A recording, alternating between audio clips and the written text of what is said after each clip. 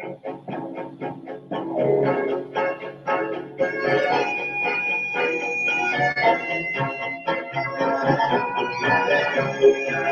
and girls of every age, would you like to see something strange? Come with us and you will see. Halloween, this is Halloween, this is Halloween, pumpkin scream in the dead of night. This is Halloween, everybody make a scene, trick or treat, everyone's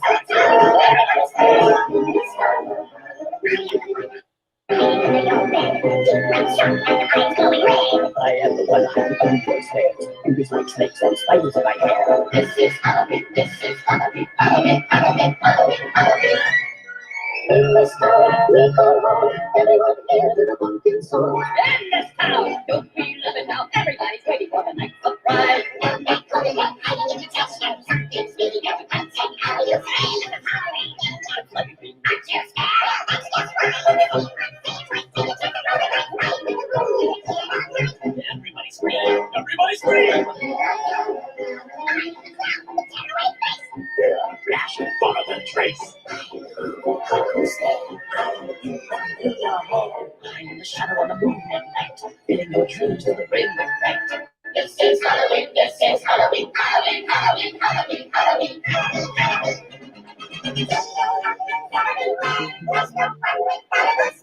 That's our job.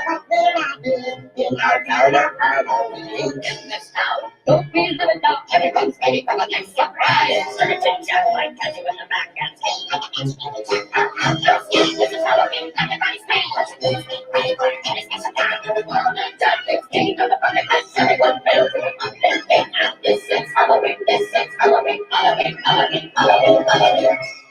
In this town, we call Halloween. Everyone here to the pumpkin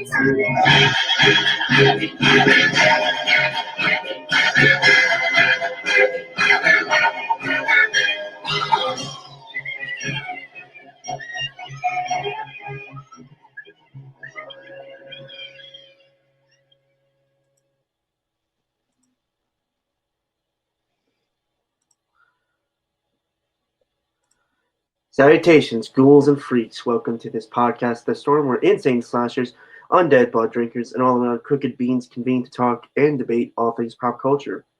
With me, as always, is my co-host, the Mage of Madness, aka the Authenticator, Dalton L. Mortimer. Good evening and happy Halloween, joyous All Hallows Eve, and a fabulous Samhain to everyone. And I am Or your Darren, host, rather. and I am Go your on. host, Scarecrow impersonator, the Brainstorm Pop Culture. How's everyone doing tonight? I am doing well. Although it feels a little weird. We still have one day left of the festive, spookiest of all seasons. Mm-hmm. But needs must, so here we are. Yeah. I, myself, am also, I'm doing well, mostly. I recently made my jack-o'-lanterns and have lit them before this podcast began, so I'm very happy. You should share a picture with the audience because it looks cool.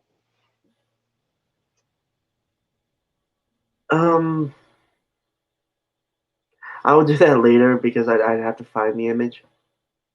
Oh, okay. Yeah. So our first topic, I'm gonna be honest, this might be actually a very short stream. Mm-hmm. So our first topic is going to be kind of pitching me and Dalton's ideas for like horror movies. Mm-hmm. Dalton, how about you start first if you want to? Okay, I can do that. For those that don't know, I don't know how you've stumbled on this podcast without knowing yet, but I absolutely adore a guy by the name of Michael Dougherty, who is famous for doing holiday-themed horror movies, in particular the seminal Halloween classic Trick or Treat, otherwise known as my favorite Halloween movie of all time, and the almost as good, but I think a little bit off kilter Christmas variant, which is of course Krampus, that came out a couple years ago. Um, and ever since both of those movies have come out, I've I've been begging any power that will listen for him to do other holidays as well. In particular, because this is already a pre-established franchise, I think if there was ever going to be a modern Leprechaun reboot, Michael Dougherty would be the guy I would want to ask. Um, and or a Easter a Easter movie that features either Ostara, aka Easter, aka the goddess of spring in the Germanic pantheon, or I think it would be more interesting and probably better thematically if he did an Easter movie that featured Dionysus or Bacchus as the supernatural MacGuffin in question. Just because I think there's a lot more fun with that, and most people, despite as American Gods pointed out, unconsciously mouthing her name every year, don't really know as much about Astara, and also I don't know if this is just a me thing, but I think female entities is slightly less terrifying for people generally. Um, that being said, if he ever wants to do another um, Christmas oriented one and he winds up using Mab, Nick Naven, or Perchta, I rescind everything I just said about that because a Mab movie would just, I mean, it should exist, but also, dear lords in all the dimensions, what the hell would that movie be?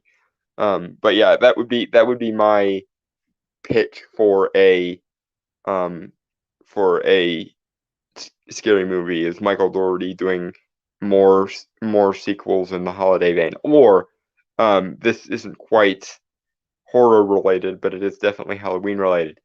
Dear Disney, if you ever decide to do a live action remake um of Nightmare Before Christmas and you don't make use of the genius that is Michael Dougherty, I will find you and you will scream for years. Just saying.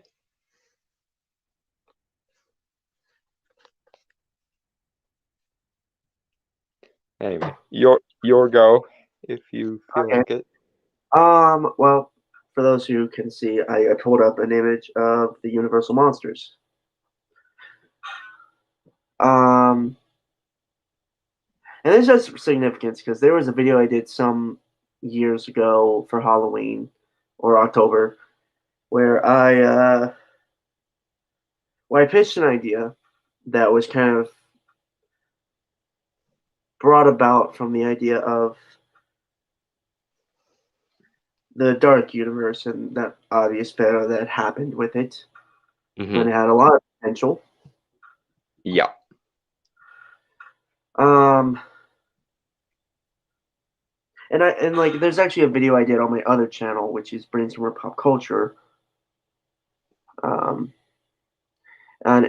something I call the Darkverse, which basically is an anthology film series of various different like horror movies that are connected via introduction via this character.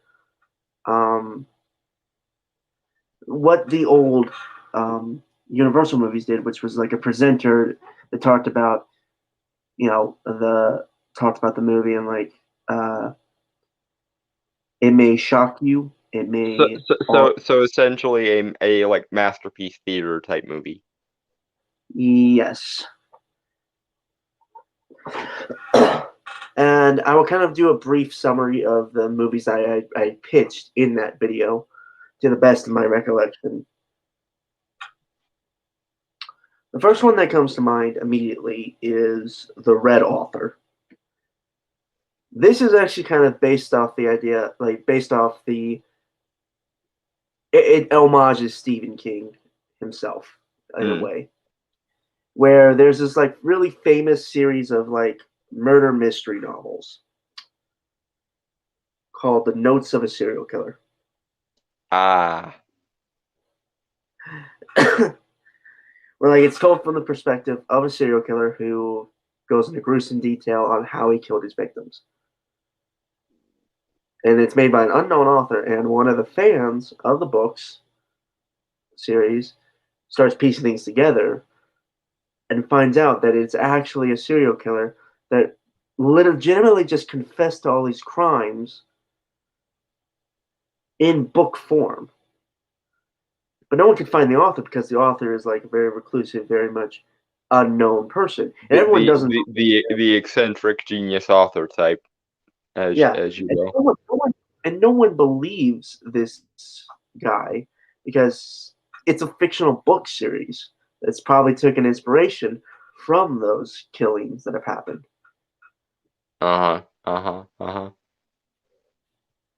So that's more or less just more of a thriller movie than anything. And I'll pitch another couple concepts because what you just said made my gears turn a bit. And again, it's a little bit like in the style of a movie that already exists. But a couple years ago, Guillermo del Toro did a movie called The Shape of Water, which was a fantasy romance horror movie featuring basically the creature of the Black Lagoon crossed with Abe Sapien from Hellboy. And if Mr. Del Toro was ever to do a series of movies, perhaps in the same universe, using the other Universal horror icons, that would be genius.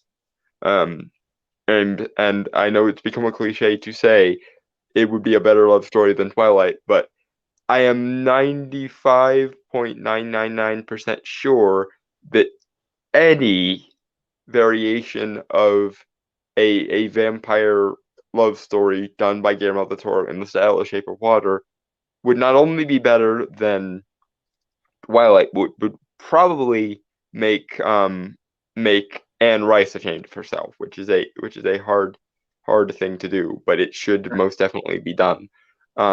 Also, while I'm simping for future projects for Guillermo del Toro to do, there hasn't been a proper adaptation of Stephen King's Needful Things since like '96, I believe.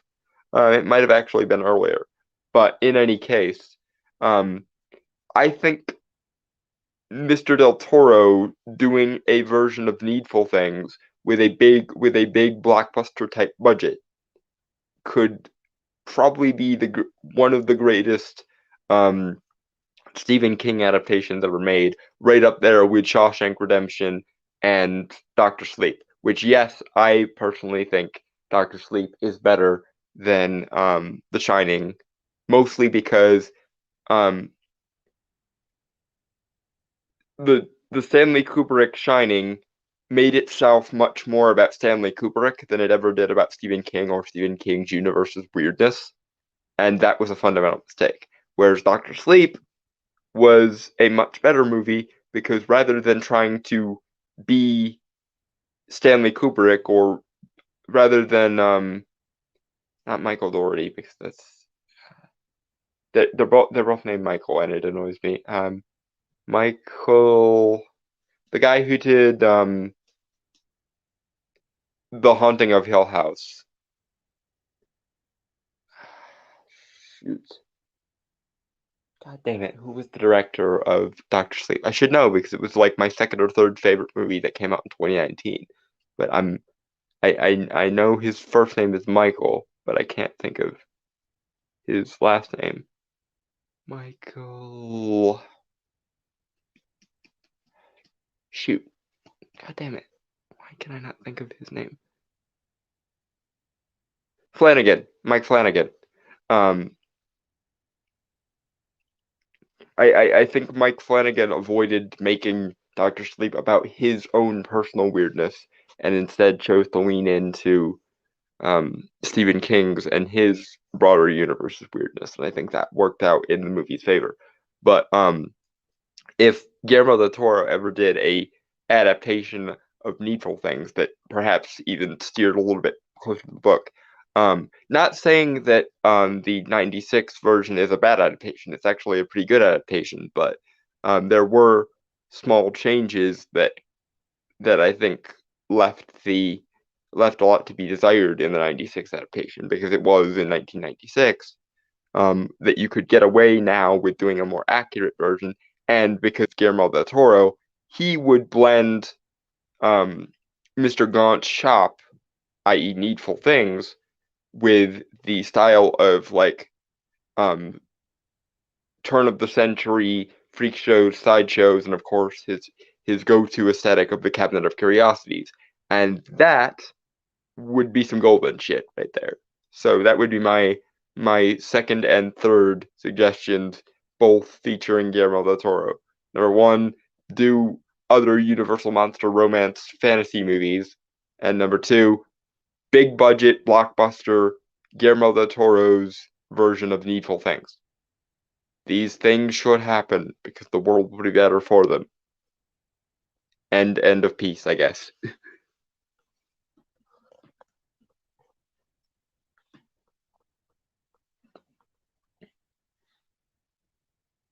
And I'm assuming Brainstormer left probably to blow his nose because his sinuses are still giving him hell.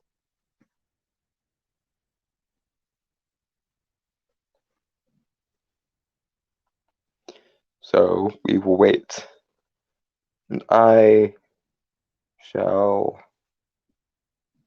sing something, but I think I've already sung most of the thematically appropriate Halloween songs on my channel this year, which I now have organized in a Halloween songs playlist if anyone's interested. So we wait for Brainstormer to come back, I guess.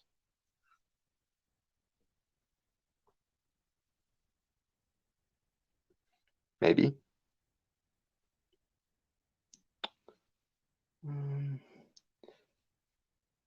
You are sickened by the weakness of a heart that's filled with fear. And if the world won't understand you can make it disappear. 'Cause there's a dark secret. Brainstormer, have you returned?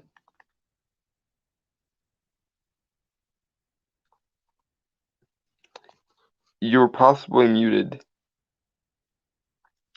because I can't hear you. But it might just be on my end.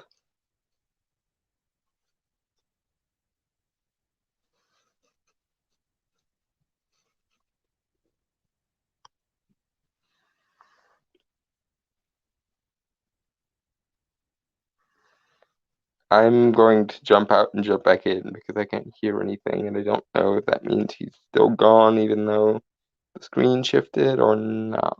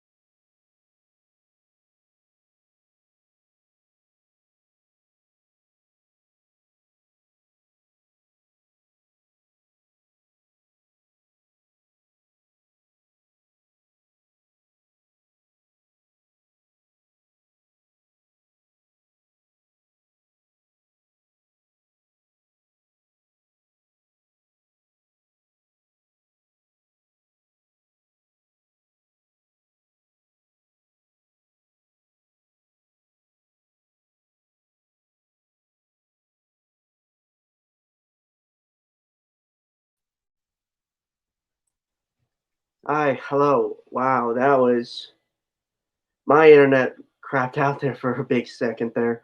I was trying to fix. Okay, so that was on your end, not mine. Hooray! It was not mine this time. Yay! Yeah, that's only my fault. I'm sorry. Like, No, it's the internet connectivity's fault. These things happen. yeah. So I cut out like around as you get into the second pitch you were talking about. Yeah, I pitched two whilst you were indisposed. One was a continuation of Guillermo del Toro's monster movie fantasy romance series that he started with Shape of Water, but with other classic Universal horror monsters. And the third one that I ended up going on was a big budget blockbuster version of Needful Things directed by Guillermo del Toro. Mm-hmm. Right, and that's where it kind of cut out for me. Mm-hmm.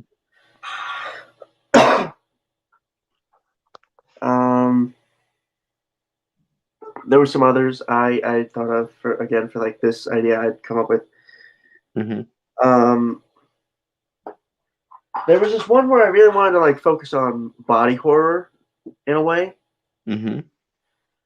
It was really weird now looking back on it.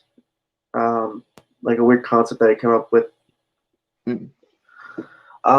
Basically, the idea was this old model who had to be retired because she had gotten too old. You know how modeling business is. Ah. Well, not old. She got disfigured, Ah. and then instead she became a kind of reclusive fashion designer,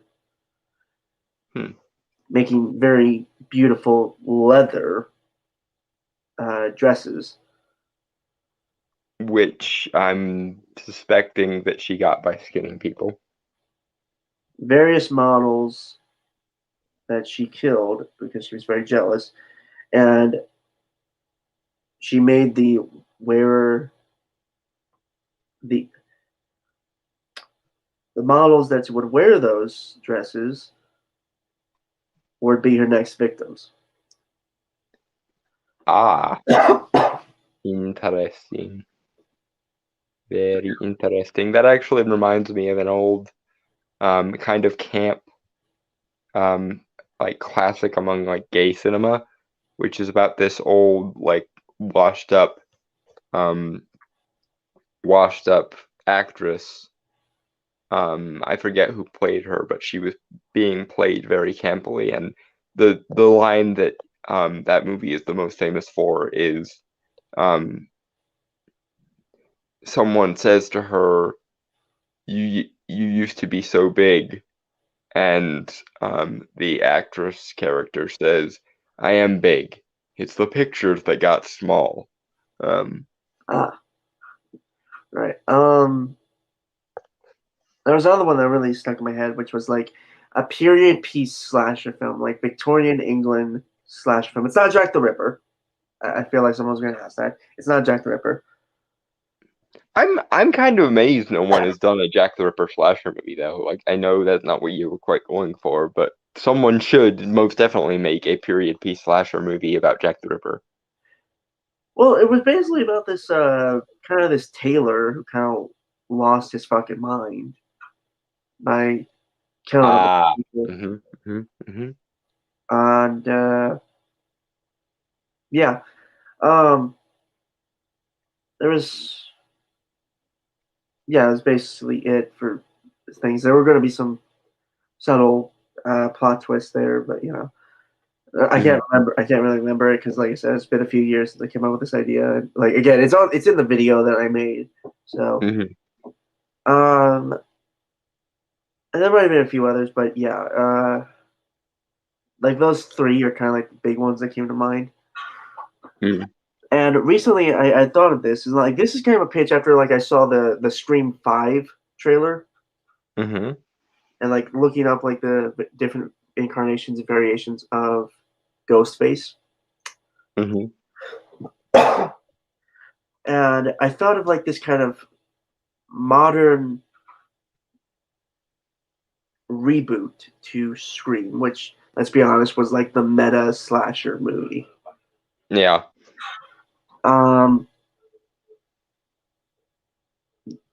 The concept itself is kind of straightforward. is basically this horror movie geek, like, big fan of slashers, wanted to be a slasher. So yeah, think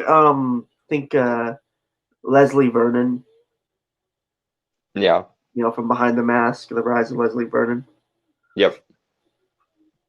Except like in that, apparently like all the slasher movies that have ever happened are like actually real in that universe, Hmm. which is Interesting. yeah. Just, Um, you but you could almost make that like a horror version of Deadpool. Honestly, that would be really interesting. right. But what I was going with was like the idea is like I was more talking about the Leslie Vernon movie than my thing.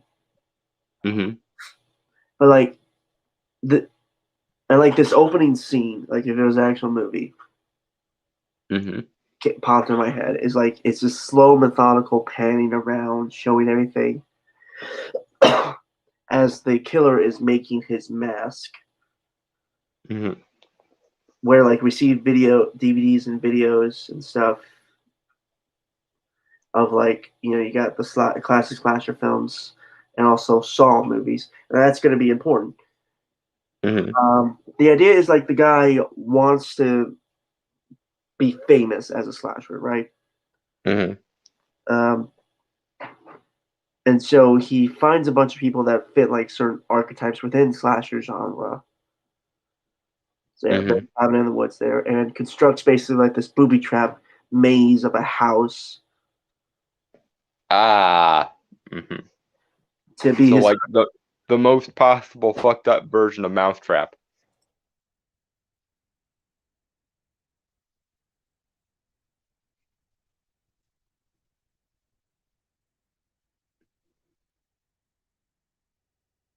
Hello?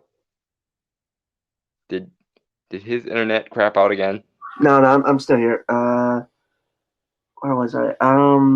Yeah, and so like also he's actually legitimately making like a true to life movie with like hidden cameras around like the booby trapped house and stuff. Hmm. He's Hmm. hunting all these people, and the people like again, it's very common in the woods. Like they're on on surface level, they fit the classic archetypes of a slasher genre, Yeah. but they're actual people and stuff Yeah. and defy. The athlete, the nerd, the slacker, the Yeah, hot girl, the yeah.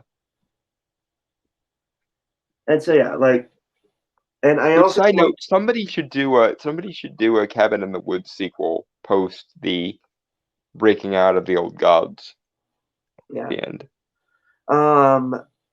What was I? Yeah, and like again, it's like this guy is kind of feeding into the delusion of this kind of fucked up desire of emulating his quote unquote heroes, which are effectively monsters. Yeah. Um, now he came up with like a title for this thing, which is Fright, Birth of a Legend. Ah, interesting. Yeah, Fright is like the name for the slasher. Hmm. Yeah, it was supposed to kind of be like kind of an homage to Scream and stuff. So Yeah.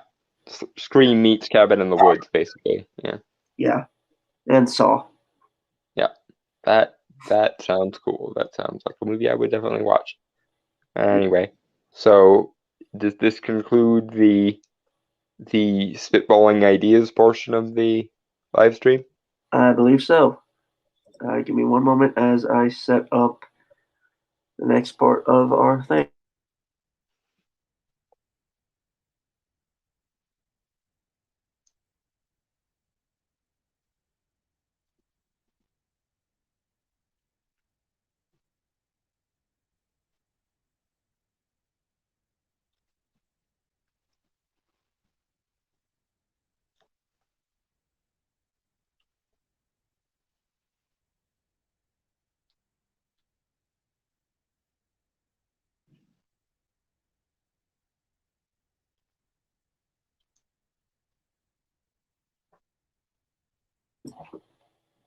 Okay, So this is something Dolan sent me.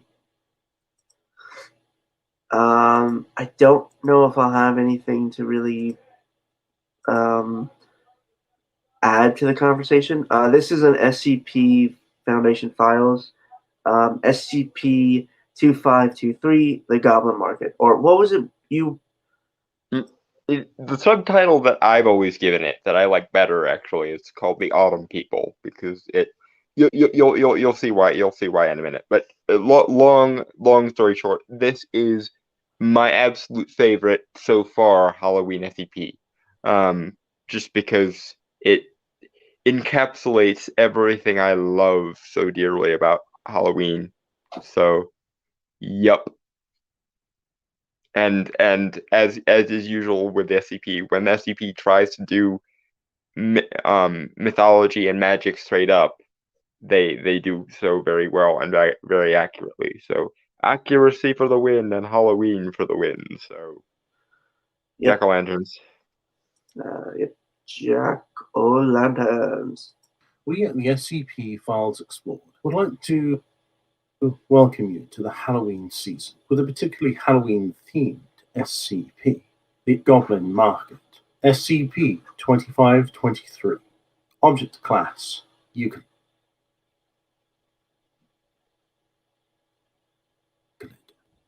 Special containment procedures are as follows. Annually on August the 15th, mobile... Right, Don, I always forget the classification stuff. Yeah, safe means something you can lock away in a cell or a containment unit, and it's no major danger unless somebody deliberately activates the SCP. Euclid is something that can be contained under specific circumstances, or by dealing with a object or an entity in basically civil manner. Keter is lock this thing the fuck away in an alternate dimension and throw away the key and never ever expose it or let it out because it might end the world, basically. Is the long answer. I mean there's a lot of like sub categories and sub distinctions and so on, but long story short, safe is as long as you leave it alone, you'll be fine. Euclid is as long as you play by certain rules, you'll be fine. And Keter is you're already probably dead, so get the fuck out of there. Okay.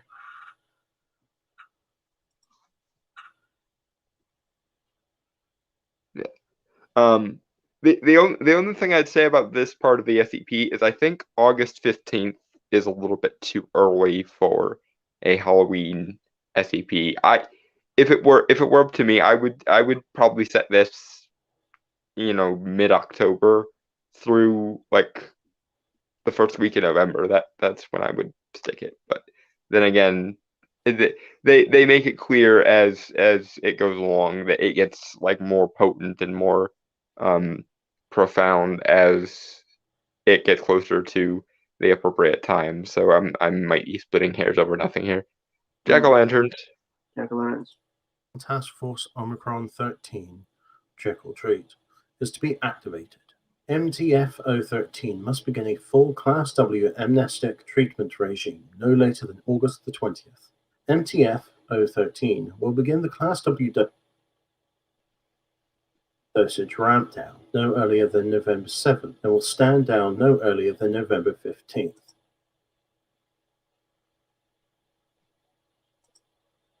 Yeah, like I said, as they make it clear, it gets more precise as the time of All Hallows Eve or Halloween or Samhain draws closer. So I'm splitting hairs a little bit about why they activate so early, but I guess it takes time to like manufacture the amnestic or order the amnestic and then distribute it and yeah. So it makes sort of sense.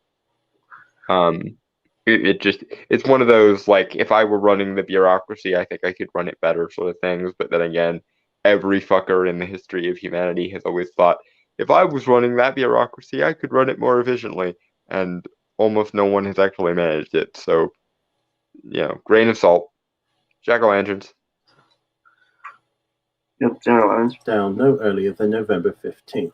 Activation may be extended up to 90 days at the discretion of the SCP-2523 project lead. Further extensions must be approved by both the reporting HR supervisor and the reporting medical officer. Beginning on October 1st, MTF-013 will conduct 24 I don't really have anything to add on this part. Jack-o'-lanterns. Jack-o'-lanterns. MTF-013 will conduct 24-hour observation of 8 sites affected by SCP-2523, designated SCP-2523-A through H. This will include the easternmost and westernmost affected locations as one additional site chosen in each U.S. time zone on October 31st, 1 hour prior to local sunset. Yep, it's the domain of the Autumn people, which we'll be meeting rather shortly. But the only thing is with this SCP, I think it's a little bit small. If I were writing this SCP, I would have had it that all stores of like Halloween specific type were affected by this, just because it sort of doesn't make sense that only like 8 of them get monitored, when by rights this should be something that affects basically every Halloween specific store in at least the country, if not the world. And that's kind of why I didn't say anything about it can be extended up to 90 days afterwards, because I believe in Eastern Europe in particular, they're like Halloween specific festival, like they have Halloween as well, but they also have another thing that takes place on November 30th in Romania. That's basically the Romanian equivalent of Halloween, in addition to the original. So I can understand why it can be extended out longer, but if they were going to do that, I think they should have made this, number one, probably a worldwide phenomena, and number two, something that affects every single Halloween store, rather than just the 8 that apparently the Foundation are interested in monitoring. But then again, maybe the Foundation are just being lazy, and it does affect every single Halloween store in this time. It just they only have noticed it in 8 locations, so those are the 8 locations that they monitor, because fairies are tricksy, folks. And I can definitely imagine them, especially the Fae that exist in between winter and summer, getting one over on the Foundation and making them think it only is 8 versions of a store or whatever. So chalk one up to the tricksiness of the Fae, I guess. Yeah, right. Jack-o'-lanterns. Well, no, I had something to say. Okay, sure. Well, all right. This is just on the SCP universe in general. Mm-hmm. Compared to the other factions, like the major ones, like the Global Occult Coalition and the Chaos Insurgency. Yeah. The SCP is the lesser of 3 evils, so to speak. Yeah, and let's not even get into like Prometheus Labs and Anderson Robotics and Marshall Carter and Dark. I think if I existed in the SCP universe, my move would be to work for Marshall Carter and Dark, although I probably would have spent at least a little bit of time working with the Serpent's Hand, because... Yeah, I honestly, I've looked into the Serpent's Hand myself, and they honestly seem like... I honestly find like a bridge between both the Serpent's Hand and the SCP Foundation. And they do work together some of the time. It's just very rare. Right, because with like the Global Occult Coalition and the Chaos Insurgency, they're fucking idiots and insane. Yeah, both of them can fucking eat shit and die, basically. Like, okay, Chaos Insurgency, the simplistic idea of let's free all the anomalies. Like, on paper, I can sort of sympathize with that, but there are some anomalies that can literally end not just one universe, but all of them. 096, 173, the Shy Guy and statue, respectively. Hell no. those things Yeah, deserve. even just those two could fuck up the planet pretty good, Right. and But that's not even getting into the Scarlet fucking King. right, but also like the fact that they like with humanoid ones, like people that are SCPs, regular people that have those unfortunate abilities that sometimes don't ask for it or anything. Yeah. Totally get it as long as they're like sort of like a pseudo house arrest or at least monitored, like parole or something. Yeah, and it depends on A, what the anomaly is, and B, what that effect has on the world. Like I can understand not wanting Kane to do his, or it in the SCP universe it's Abel that's the one that is a murdering fuckwit. Like those two I can sort of see, but there's nothing wrong with scenario. And also with like the Serpent's Hand, like if anyone doesn't know who those are, it's a group of people that are, if I remember correctly, are about like belief of like letting the people know what's out, like giving them the knowledge. But basically there are a bunch of internet savvy magic practitioners that use ways to access the Wanderer's Library, which is basically the SCP version of the Akashic Record. That's why I think, if anything, the Dalton of the SCP universe probably winds up working for either the Serpent's Hand or the conglomeration of Marshall Carter and Dark Limited.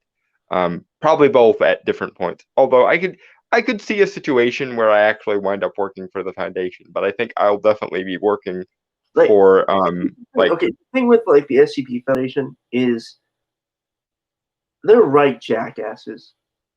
Honestly, like they have and like it's the whole thing with the. And like we're going on a tangent here, folks. Well, yeah, but we can fill the time as much as we want anyway. But right. The thing is, they don't make a distinction between the positive SCPs a lot of the time and the ones that are like universe ending. Like no one should want the Scarlet King anywhere near anything ever, but. Right. There's nothing wrong with the Time Heals bear, the patchwork bear, to do his doing his thing, or the adorable blob that is SCP-999, or even to an extent I'd give some leeway to the Plague Doctor even, and some people like that, because as long as you treat them well and treat them respectfully, they mostly just kind of do their own thing and maybe leave everyone the fuck alone. And let's not be hasty about this. SCP-049 curing mortality as a thing, probably not the worst idea ever. It's just that he doesn't have the capabilities and resources necessary to do so. But that could be resolved by the Foundation actually employing him and giving him the resources. But never mind. But also like the fact that the treatment of the D class. Yeah. To be fair, the D class, based on what I know of how the Foundation actually selects D class, the D class usually that they select are unrepentant serial murderers who've been scheduled for death row. That's where the word D class comes from, is death row. Or homeless. Yeah. But still, like even then, I like. So some of the things that D class get subjected to are things that I wouldn't subject my worst enemy to. So yeah. Like again, you treat them like it's even with like with humanoid SCPs and stuff. You treat them like animals and stuff.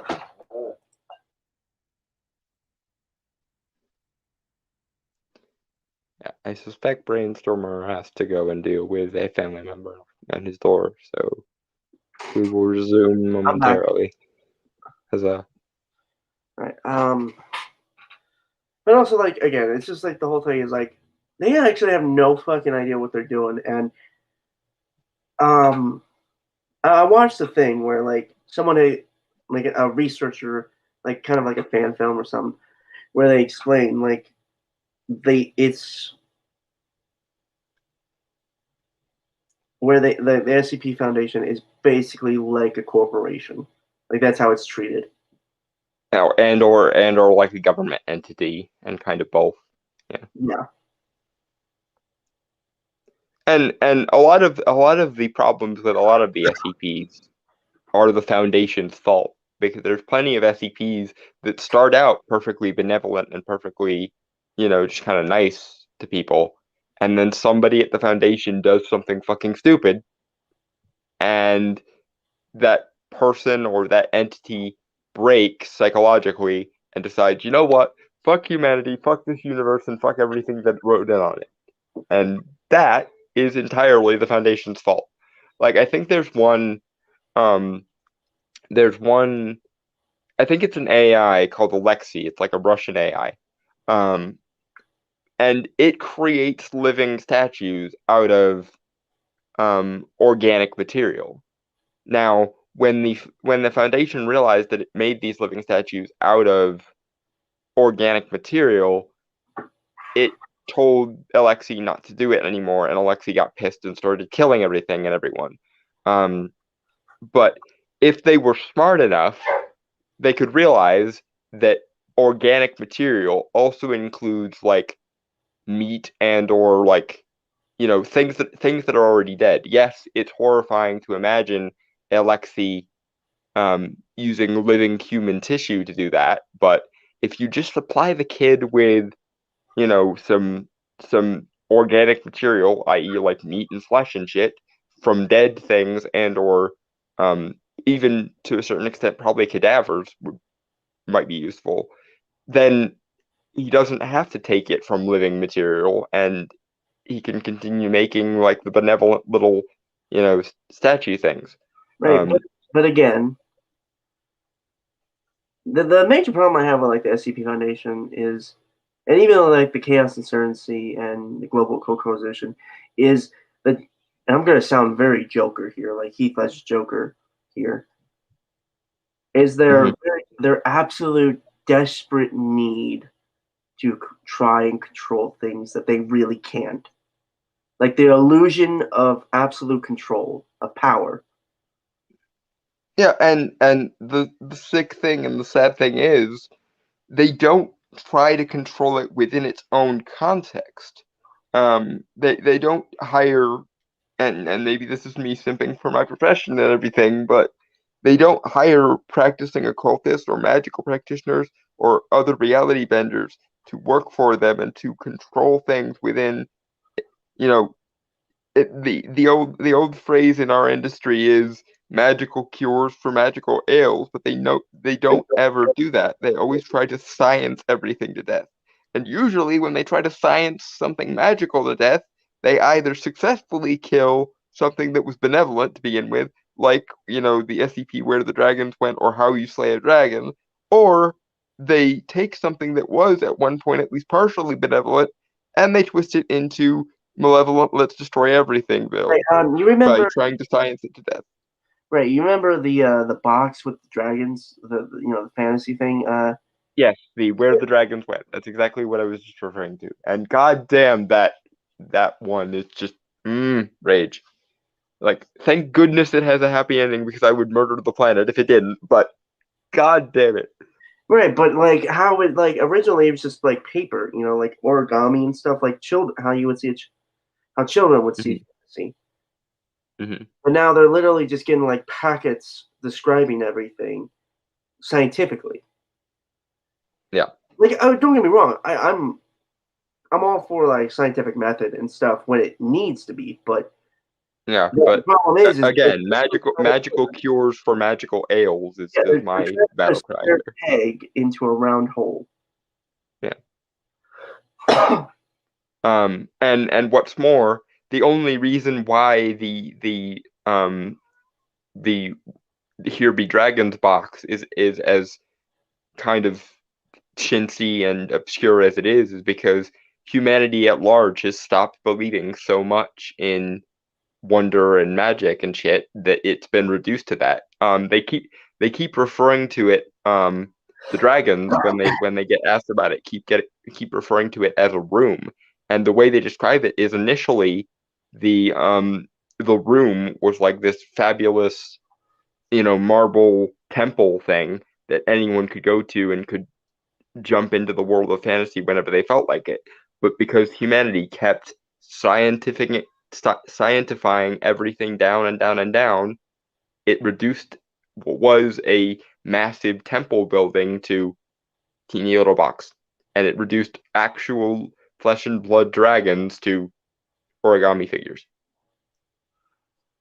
Right, and again, it's just like it's super weird to me. Like, don't get me wrong, I get it, and the SCP Foundation, like the SCP universe, has always fascinated me, but it's also royally given me a headache on how stupid it can be.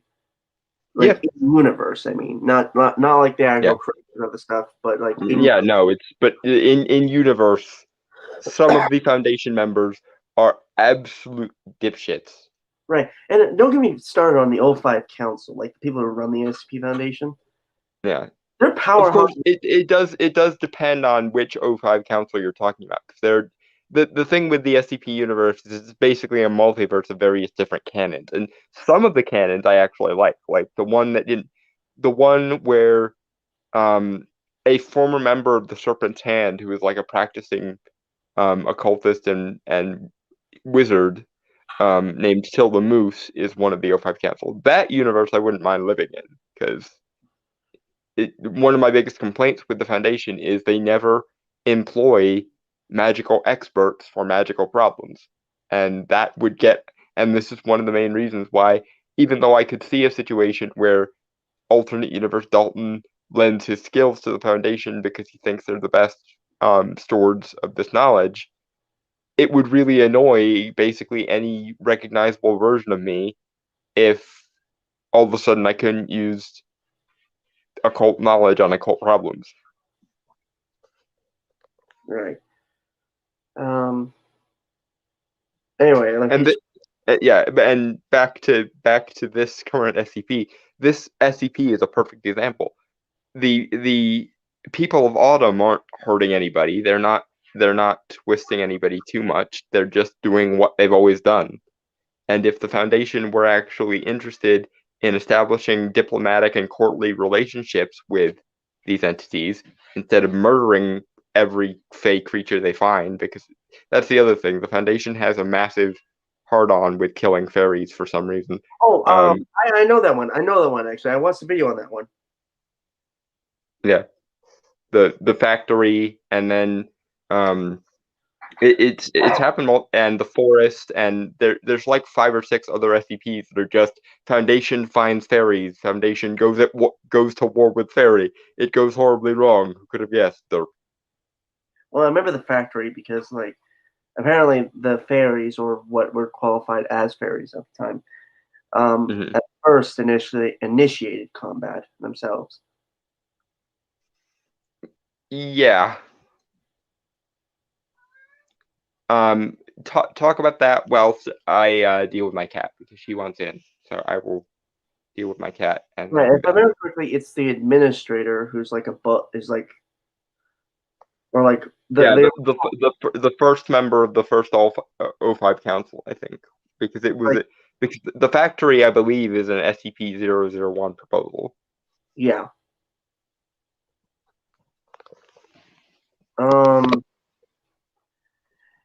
And it's a really fucked up one. I would recommend people check it out. There are a few videos on YouTube about it, but it's interesting because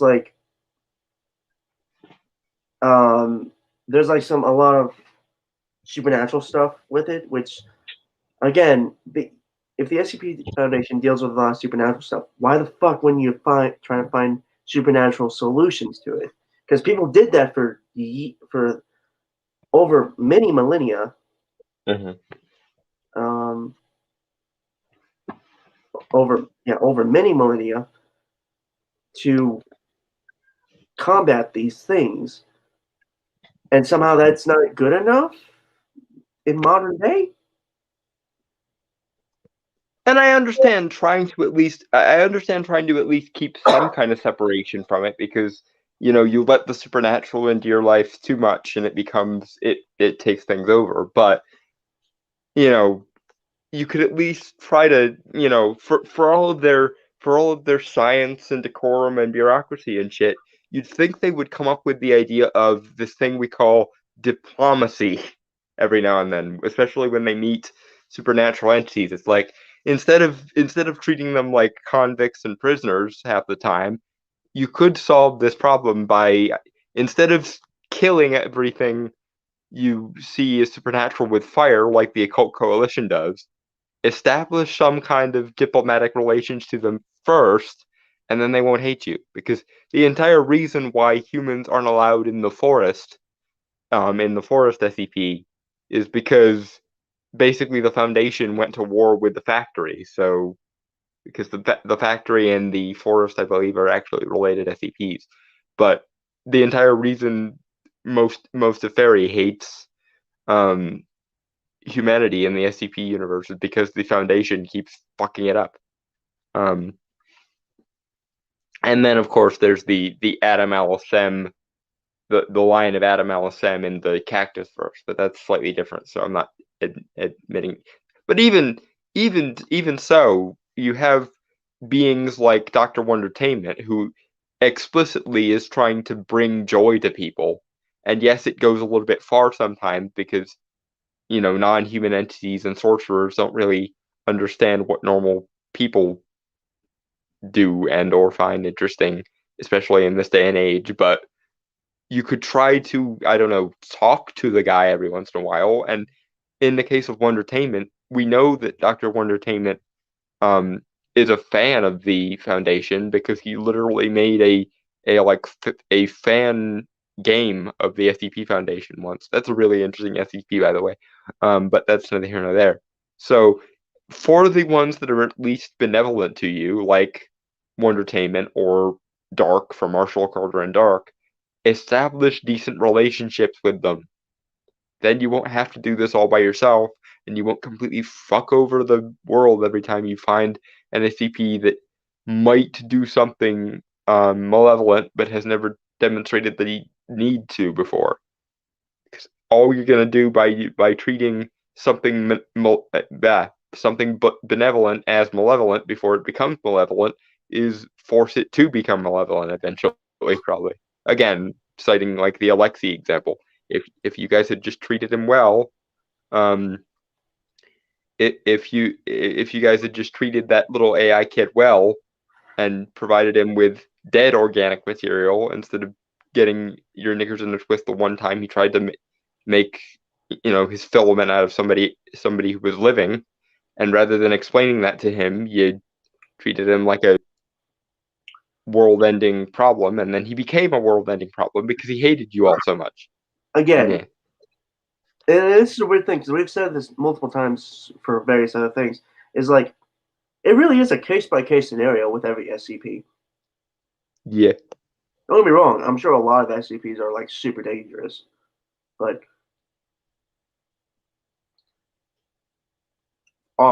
first off, but the ones that aren't, it could prove useful. I agree with you. Yeah. Well, the Foundation does have a classification for SCPs that they find useful or that they find that like a place for in the organization. They call it Thaumiel. But my problem is they don't classify things as Thaumiel nearly enough. Yeah, I And know. by not doing so, they basically ruin their chances to do so. Yeah, it's stupid. Anyway. Yeah, back to the seasonal appropriate SCP. Jack-o'-lanterns. Jack-o'-lanterns. To local sunset. NTF 013 will deploy a 2-man contact team into each designated site. As each location enters the anomaly, teams will confirm positive contact and passphrase with each other prior to carrying out mission objectives. Contact teams are to be relieved every 8 hours for 24 hours. That makes sense. I mean, in this case in particular, I'm just kind of on team. Let them do what they always have done. It's it's why we have this holiday. So Right. I wouldn't necessarily monitor them this closely. Right. If I don't- anything, this is one of the cases where I think the foundation having a diplomatic relationship with the Fae probably would benefit them, because then the foundation could negotiate. Okay, you can interact with people and you can have fun, but please try not to do anything to them that's going to have lasting harmful effects, and so on. Mhm. Go ahead. Sorry. And again, another like this another thing that bugs me with the SCP Foundation is like they're constantly trying to hide things from the public. Yeah. And like a part of me gets it to not cause panic, but Well, it's also because some things in the SCP universe are straight up dangerous, and you don't want to give the internet access to nuclear arms codes, to make a metaphor. Like nobody but the higher ups in every government should know about the Scarlet King, because yeah, that's fair. Like again, case by case scenario, but in general, there's a lot of benevolent and useful SCPs that the world A, would like to know about, B, can know about without any major harm, and C, probably should know about, because a lot of these, especially the more benevolent SCPs, are knowledge and belief based. So if fewer people believe in them, they die. Case in point, Where the Dragons Went, or How to Kill a Dragon, or even to some extent the Patchwork Bear and things like that. Like, and I can understand why you don't make that super widespread knowledge, because I feel like if you show the public only the benevolent SCPs, then a lot of dumb fucks will assume, well, it must all be benevolent then, so I'm gonna walk up to the Scarlet King and go, hey. So I can understand that to some extent, but at least letting the smaller scale ones right, like honestly, like ones that can like dangerous SCPs that can escape but are manageable to contain again, yeah. should be known to the public. So like you minimize the loss of. Yeah, so that people know, even if there are benevolent ones, there are also kind of dangerous ones, so be careful. Also, the amnestics bothers me as a thing, mostly because as somebody who thrives on his rather extensive amount of occult knowledge, don't you dare tell me I'm not allowed to have a certain kind of knowledge, or that you know better than me, or that I'm not allowed to remember shit, because you can fuck right off. If you insinuate that. Um, even, and what's more, if you let people keep their memories, if you let people keep at least the non-world ending memories, like the times when like SCP-4049 got out, or so on, if you let people keep those, you might find more people in the public willing to help your ass when these things happen, because the thing is, not knowledge is the best defense and the best offense. And if you want people to become more competent in like magical combat and more competent in these fields, you have to let them keep their memories. Because all you're doing by constantly amnesticizing everyone. And here's the other thing. Make amnestics voluntary to some degree. So that way people who don't want the knowledge or can't cope with the, oh my god, my world is populated by weird supernatural shit knowledge, have the option Yeah, honestly, of, do like a Men in Black thing.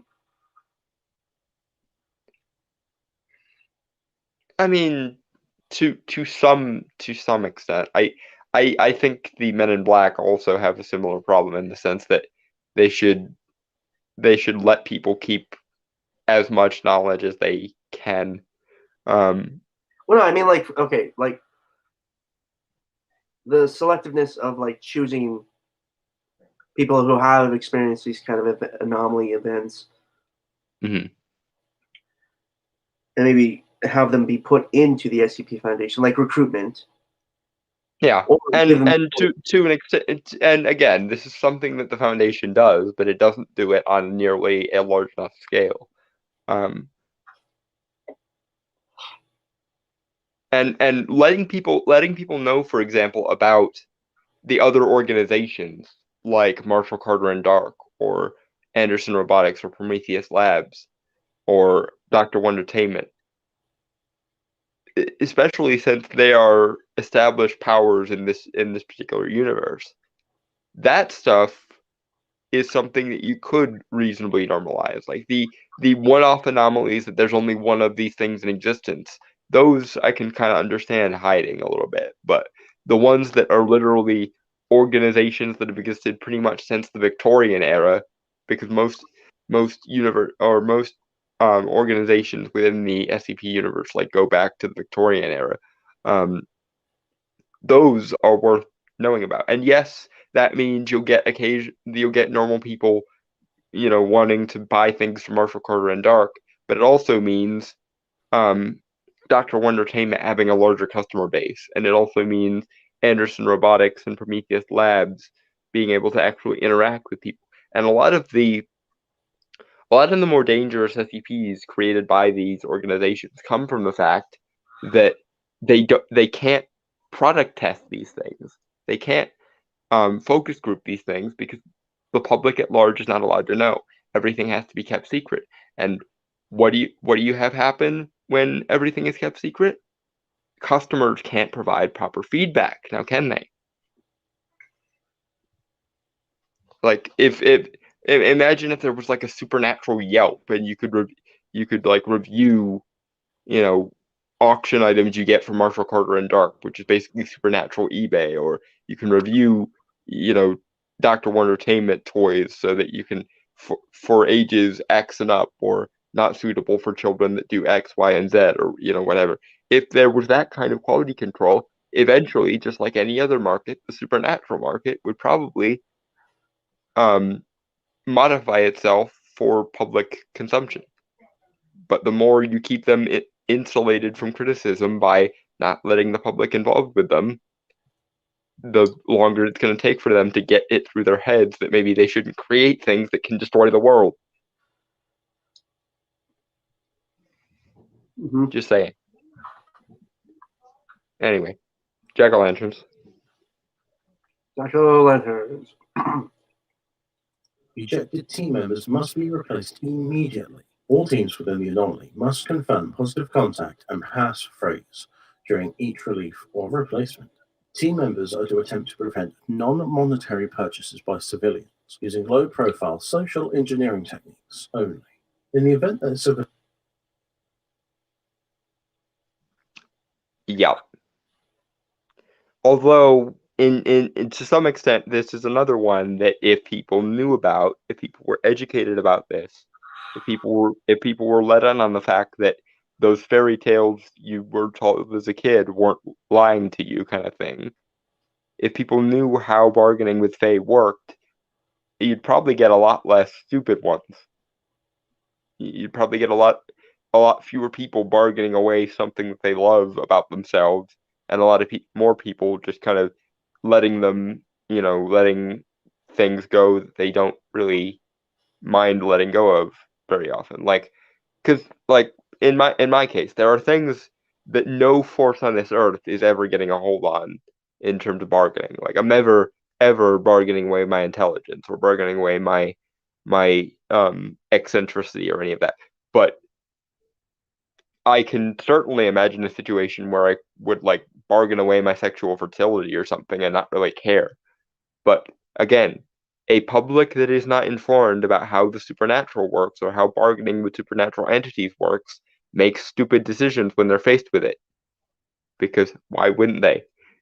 if you grew up in a world where you think all that stuff I was told as a kid, or all those stories, horror stories around the campfire or whatever, they were just bullshit. When they find their way into one of these type of situations with an honest to goodness fairy salesman or something, trying to bargain away their, most precious attributes or something, eventually they're gonna bargain away something stupid. A lot of the time, probably because they don't think it's real. So they'll say something like, "Oh yeah, sure, you can have my firstborn child," sarcastically, but because a bargain is a bargain, um, and they don't really see sarcasm as a thing, or they find it insulting. Boom. Something that you intended as a joke is now literal because you were too dumb to not pay attention. But if the SCP universe was such that you could teach people about these things, people would know not to do that dumb shit. Knowledge is power, and power is definitely what you need in these kind of situations. Because these beings are older and wiser and more tricksy than you will ever be. So you have to be very careful about what bargains you make with them. Derp. Jack-o'-lanterns. That's why, I always think, if I'm ever in that kind of situation, I'm just going to say, you can have my first car, or my first ever transportation.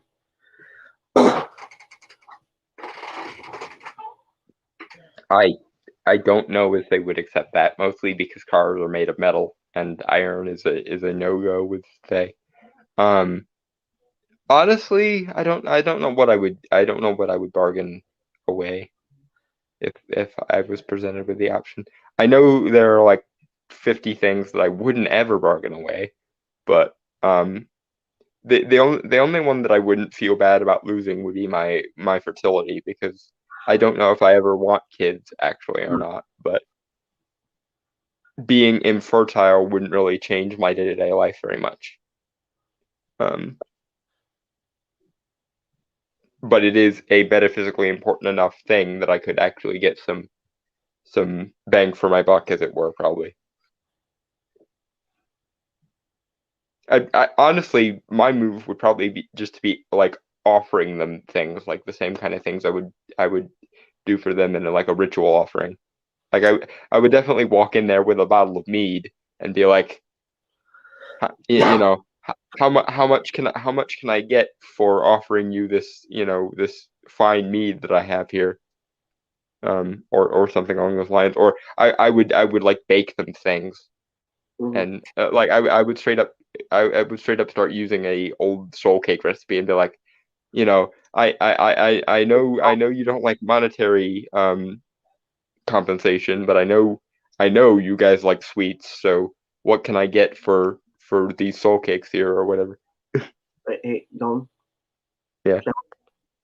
Jack-o'-lanterns. Jack-o'-lanterns. Civilian engages in a non-monetary purchasing. They are to ascertain the civilian's identity and point of origin, and advise the support teams. Support teams are to immediately locate and detain any civilians who have made a non-monetary purchase. Purchased items are to be confiscated for study. Detained persons are to be interviewed and then released following the application of Class A amnestics. Again, that's go ahead. Well, no, it's just like with the amnestics thing. It's like if you get people who get involved in stuff like this, you're basically allowing history to repeat itself. Yeah, because if everyone forgets when they interact with things like this, then they don't learn anything.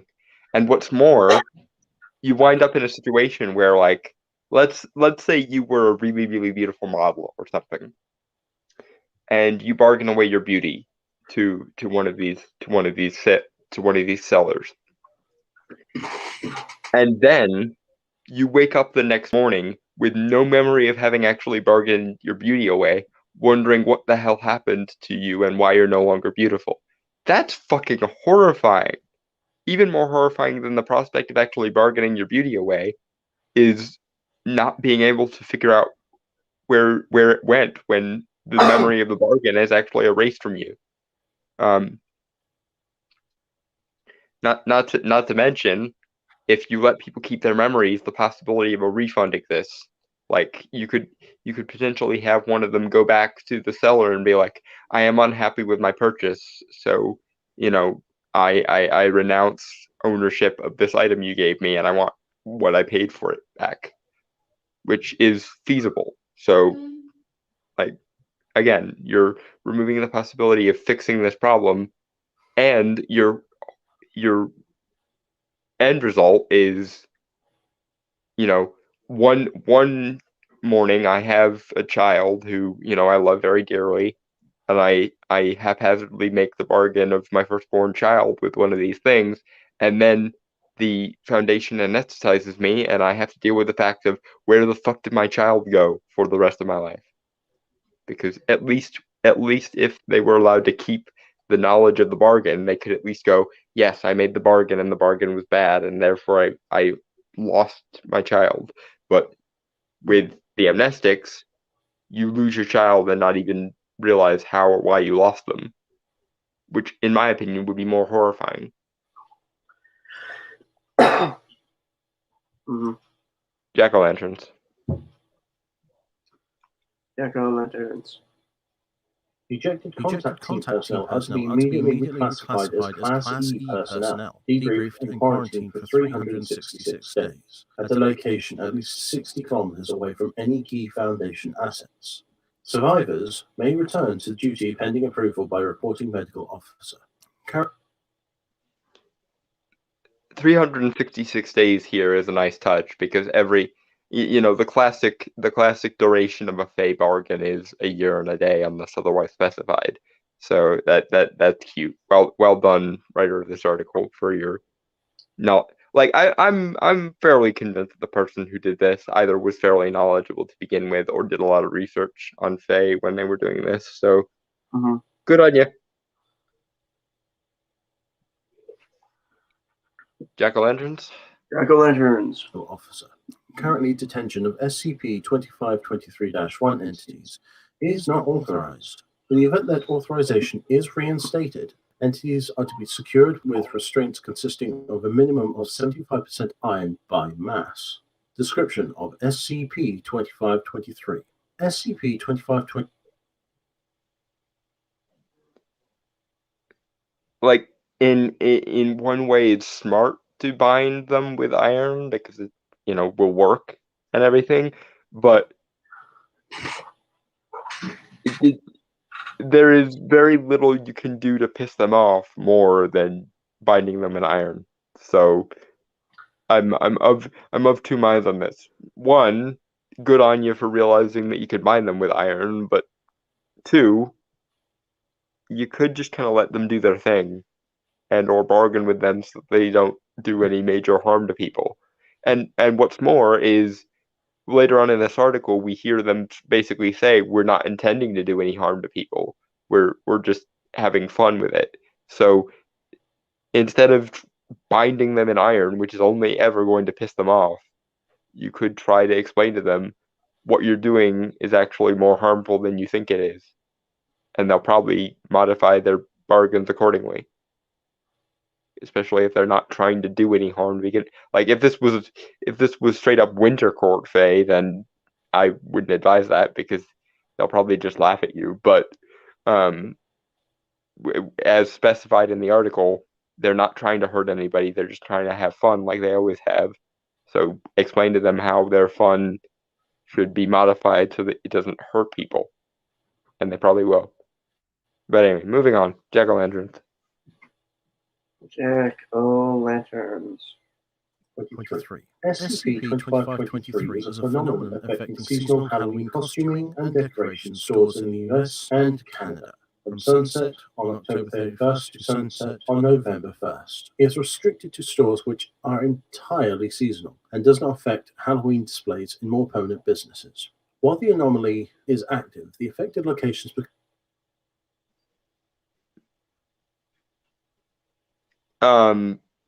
minor quibble, it probably should have been for November until sunset on November 2nd because that's the third day of Samhain and or it's All Souls Day and or the Day of the Dead. So that probably could have been done just a little bit better, but I'm splitting hairs here.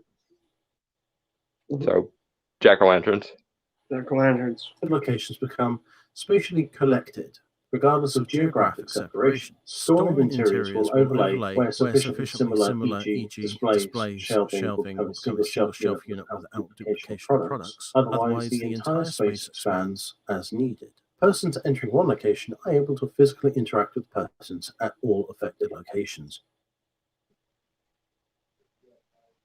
Yeah, that strikes me as something that a Fae would do in this situation. So yep, jack-o'-lanterns. Jack-o'-lanterns. In real time, and returns to their place of origin while exiting the building.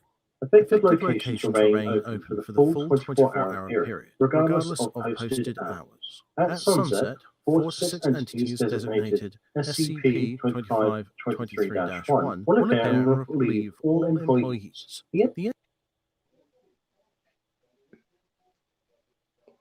And see, this is how we know they're not trying to hurt anybody, because no one in the process of this gets hurt. They're just like, we are here now, mortals, so you can all go home and we will take over the shop.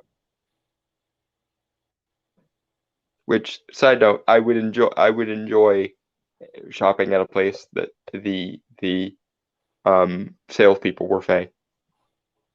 But I'd have to know ahead of time so that I had the appropriate offerings to give them in place of things.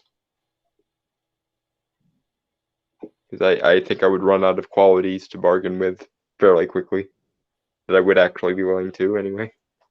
Jack-o'-lanterns. Jack-o'-lanterns. All employees. The entities are diminutive humanoids, estimated to be between 0.8 and 1.2 meters in height, with a variety of chimerical features from various vertebrates, as well as limbs and extremities that vary in proportion. These entities carry out routine retail operations, except for attempting to persuade customers to make non-monetary exchanges.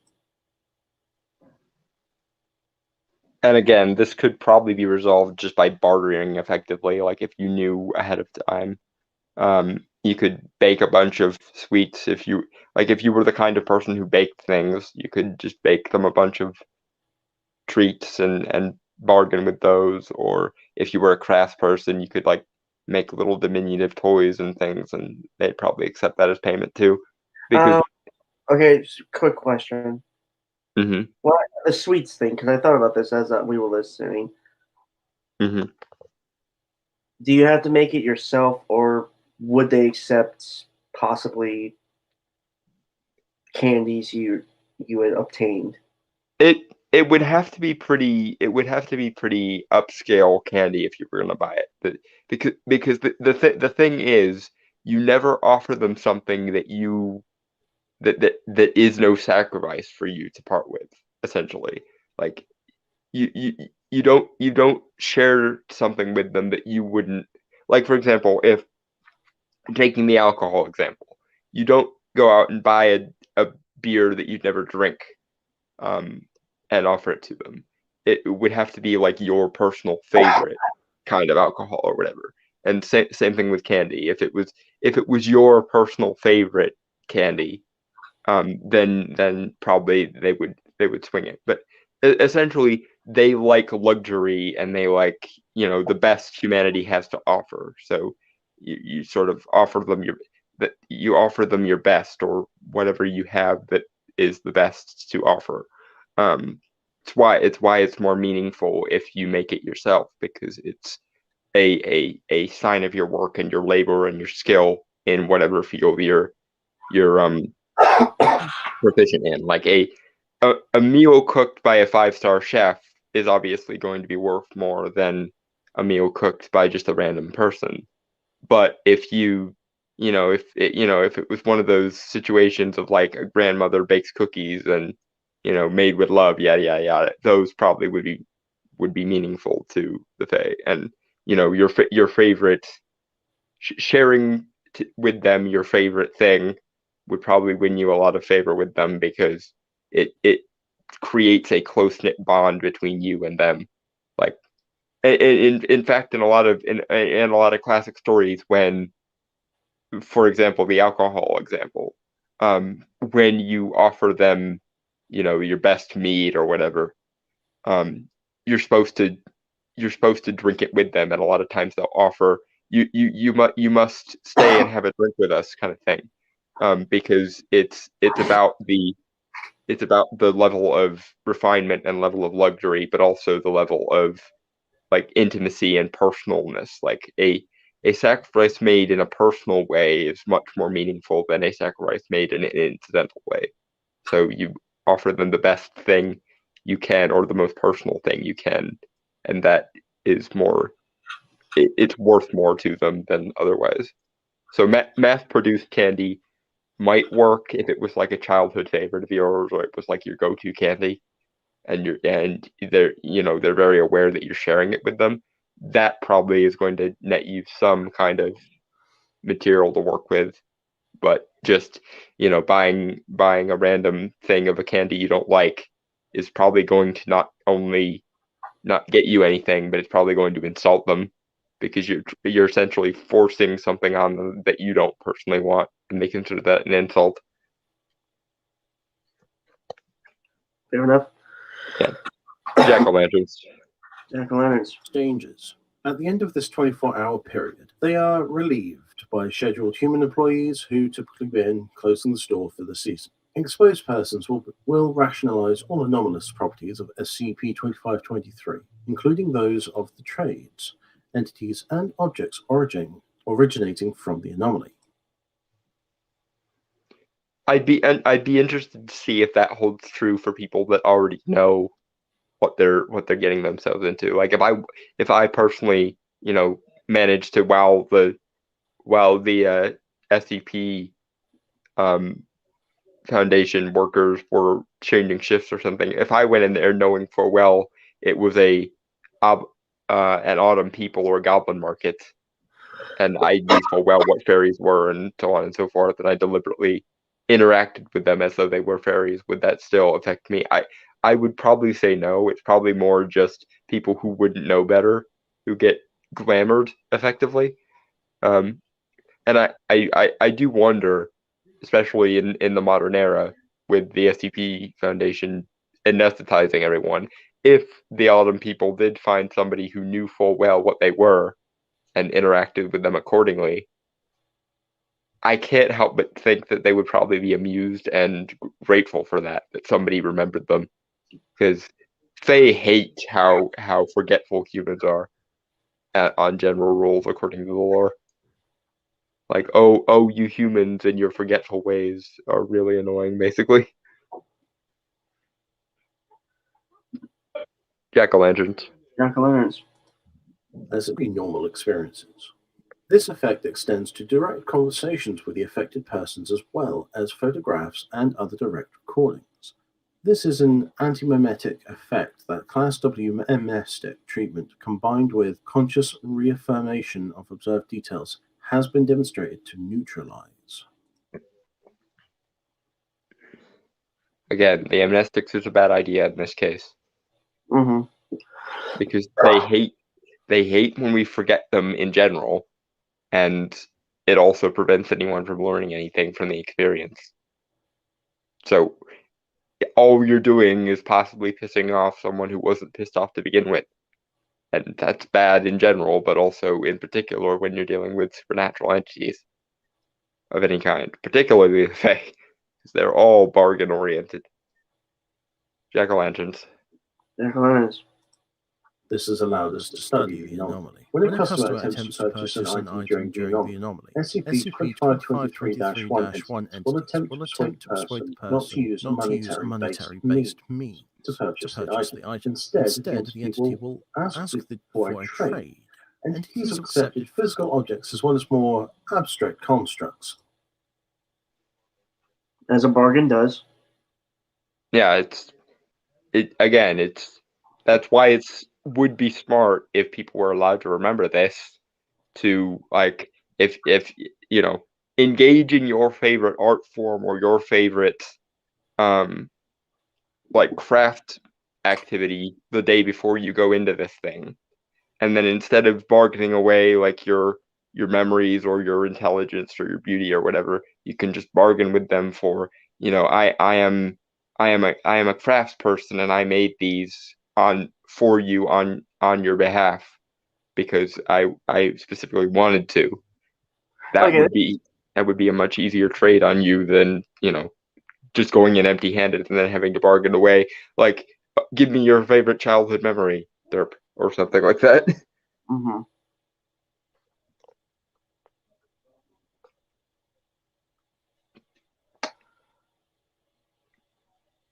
Okay, this is a question for you, Dalton, just as a Mhm. lore nerd as you are.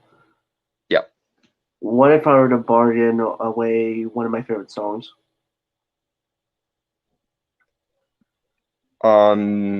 That's a good question. Probably it would end up taking they would end up taking all the memories you ever had of ever hearing that song, or possibly even taking away all your memories of ever hearing that song and your ability to enjoy it, so that if you ever hear that song again, you won't like it anymore. Um, Okay, well, I'm definitely not doing that. um, unless it was something you like, if you were, as an example for you, because you are a writer and you create things a lot, you could probably get away with writing them a story. In fact, they particularly like dealing with writers and poets from everything we know about the lore. A lot of the greatest English poets and writers in the last couple centuries have been known to have had a fey muse or a fey lover. So they like stories and songs and things. So if you were the type of person who could write your own of those and offer it to them as an offering, that would probably get you quite a bit from them.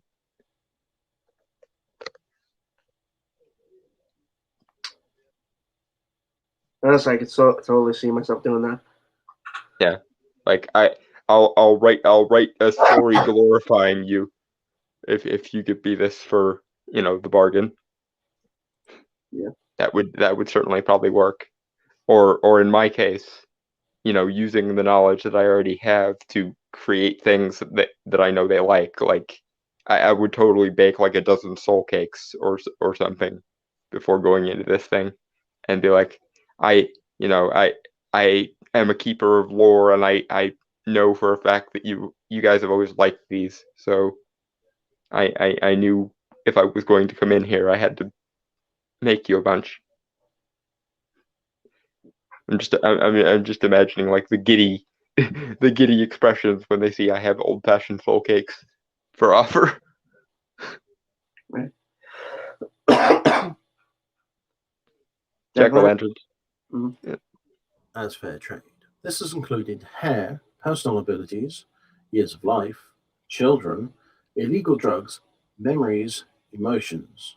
For a full list, see Appendix B. If the consumer insists on paying with money, the entity will, with visible reluctance, accept this. Yeah, I can imagine that's got to kill the mood when somebody insists on paying with money. I actually don't think I would mind paying with years of life. That wouldn't bother me so much, as long as it was a small amount. Like I'm not bargaining away a decade, but if it was like just 1 or 2 years or whatever, yeah, I can live with that. But then again, I would prepare ahead of time, so there's that.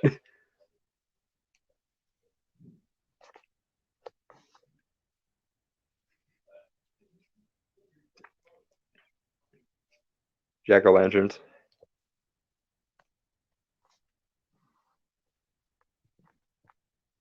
Unless Brainstormer left to blow his nose again.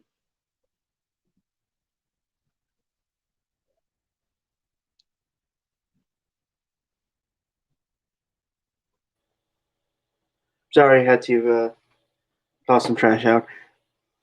Aha. Yeah, it's interesting. Like, uh, some of the discussion after this stream. Hmm. Anyway, shall we? Yep, jack-o'-lanterns. Jack-o'-lanterns. Customers appear to have permanently lost the traded quality. In all cases, they was testable. The following is a list of items that you can get with non-monetary based means. This has been itemized as Appendix B. Prosthetic vampire facts. Anomalous effect. The wearer develops an uncontrollable desire to consume blood. That doesn't surprise me. It's Yeah, no, like It's Halloween product by the Fae. Of course, there would be a catch. yeah, it's what they do. Like the thing with Fae and humans is it's not that the Fae are random or that they are like nonsensical or something. It's that their version of logic is a lot more direct than us because they are spiritual entities. They see things we see as abstract as like solid and legitimate. Like that's why you can bargain away things like your beauty, your memories, your intelligence, and so on. Because to them, picking up someone's beauty is about as simple as you or I picking up an object, and therefore equally tradable as such. I don't know what they do with it because it's not from what I've seen, it's never like they personally go and then try to use it. It's usually just they like valuable, worthwhile, pretty things, and if they consider something to be valuable and worthwhile, then I want it basically. Like God only knows what Albert Einstein might have gotten for his intelligence, for example. Not that I think Einstein would ever be stupid enough to bargain with such entities. Although he was an alchemist in his free time, so who knows? Mm. Yeah. Jack-o'-lanterns. Jack-o'-lanterns. Any vertebrate blood is acceptable, as well as the ability to induce a state of extreme suggestibility via conversation in others. This is exchanged for 30 grams of the highly illegal drug heroin, a dark chocolate candy bar. Effect. After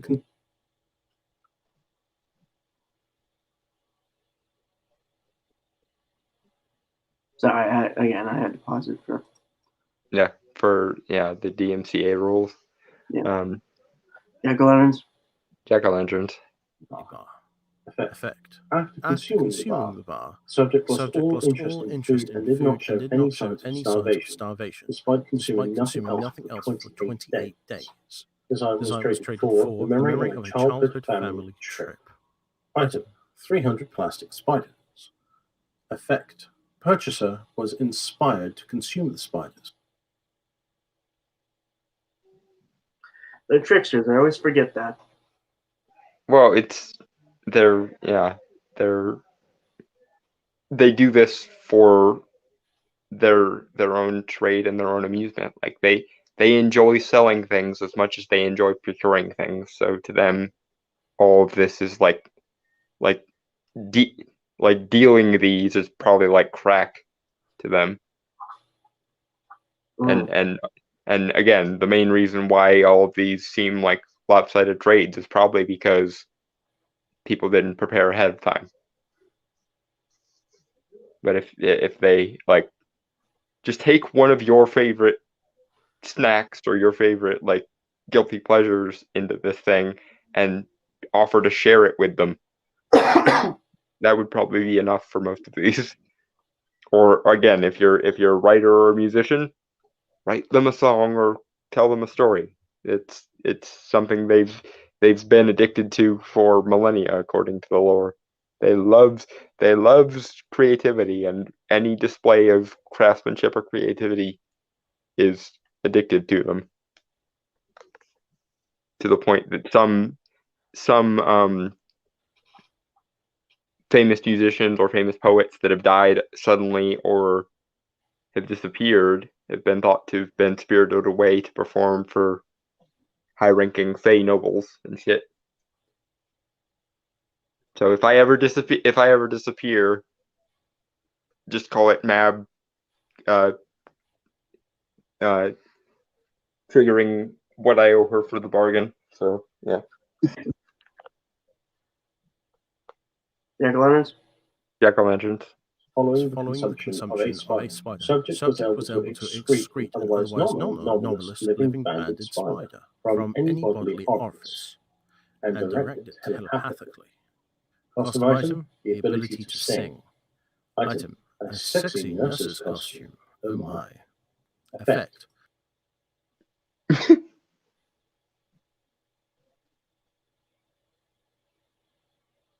My know.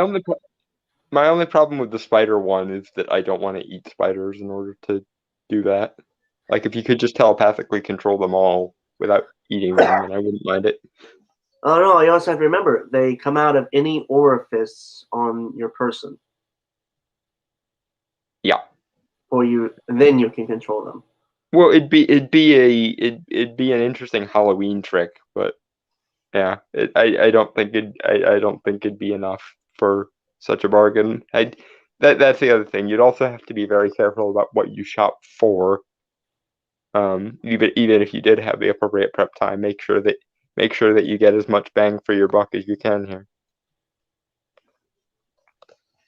I gotta say the most interesting one so far is the dark chocolate candy bar, but then again, I just like dark chocolate anyway, and it doesn't take Fey magic to make me eat nothing but dark chocolate candy bars for 28 days if I had the option. I'm kind of fascinated to see what this nurse outfit does because I don't know where this will go at all. Jack-o'-lanterns. Jack-o'-lanterns. where demonstrated markedly decreased sexual inhibitions, as well as increased attractiveness to the opposite sex. Sexual partners reported mild anesthetic effects. The price for this item is, quite terrifyingly, an 8-year-old boy. The current whereabouts of this unfortunate child is unknown. Well, I can tell you where it probably is, but that's not going to be helpful. It's somewhere in Fairy now. The Feywilds, right? Yeah, these are the Outer people, so they don't have direct court affiliations. So yeah, it would be the Wilds of Fairy. Although it strikes me that all of these guys are fairly benevolent, all things considered. So it's probably not being mistreated. It's probably one of those situations like Yeats described in the Stolen Child poem that eventually became a song by Lorena McKennitt, which is an amazing song, by the way. I feel like I'm gonna have to look that up. I think I've sent it to you before, but I can send it to you again just to make sure. Well, no, I meant the poem, not really the song. Yeah. There's some debate as to whether it's a poem about the Winter Fae stealing a child for like malevolent reasons, or whether it's the Summer Fae stealing a child because they think they can raise it better than its parents are doing. I'm more on the second category because there's nothing in the poem that suggests they're being malevolent towards it. It seems just like the Summer Fae looked into the way a parent was treating a child and went, "This poor child, I can raise it better than than its parents can. I'm going to bargain with it so that it comes along with me." Which is still creepy and still, one of those, even when they're well intentioned, the human Fae translation errors occur, but still, it's better to be bargained away and then pampered for the rest of your life than bargained away and tortured for the rest of your life. So, given the option, I think I'd go with option 1. Jack-o'-lantern. Jack-o'-lanterns. Item, a decorative trick mirror. Effect, entities visible in the mirror are deceased persons or pets known to the viewer. Price for item, empathy. Item, a bag of roasted pumpkin seeds. Effect, unknown at present. Okay, that era one and the cost for it kind of fucked up. Yeah, again, I feel like this is one of those could have been resolved with some appropriate prep time and knowing the lore well enough. But Jesus tap dancing Christ, the irony of you get to see your past loved ones, but you have no empathy for them anymore. Jesus, this is why you never walk into this place empty-handed. And you never bargain for something you're not willing to, or you never bargain away something you're not willing to lose if you are stupid enough to go in empty-handed. Mm-hmm.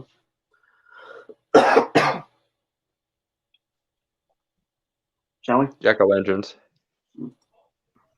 However, the seeds appear to originate from another SCP, SCP-097.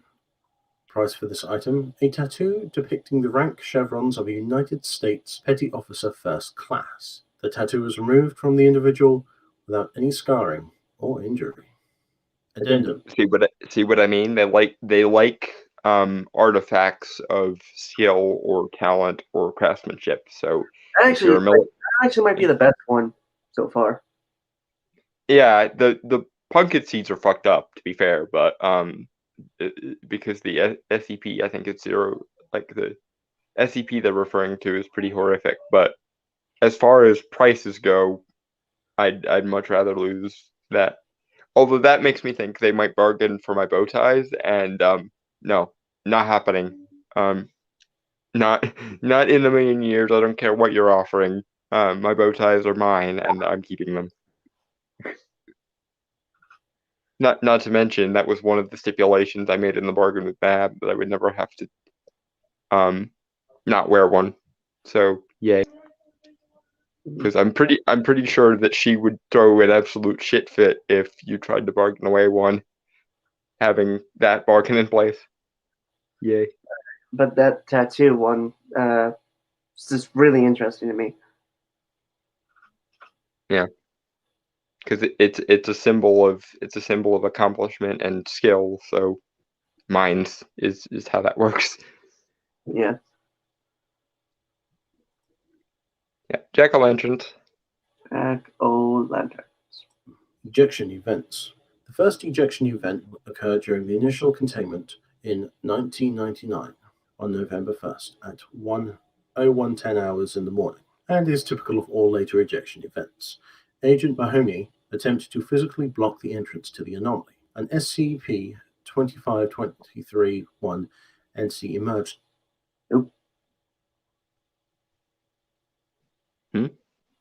I went over like a second. Okay, crap. Yeah, it's just this is a bad idea. You never get in their way when they're not trying to do harm to you and when they're just trying to have fun. They don't like people who ruin their fun. This and what's more, they're working in a store and they don't like people getting in the way of their jobs either. So this was probably the single most stupid thing you could have conceivably done in this case. And I'm not gonna lie, I've watched this before and I've read this before, and in this case, I'm siding with the Autumn person against the Foundation because the Autumn person is being as nice as it could conceivably be, and you're being a diphthong. So, jack-o'-lanterns. Jack-o'-lanterns. 23-1 entity emerged and asked the agent Mahoney to leave. Mahoney refused and began to suffer significant full body pain, which increased intensity until he complied. Afterwards, Mahoney reported having bad luck, and statistical analysis determined that he and area classified where he was stationed were suffering significantly higher numbers of unfortunate coincidences. Yeah, it asked nicely and you refused. What did you think was going to happen?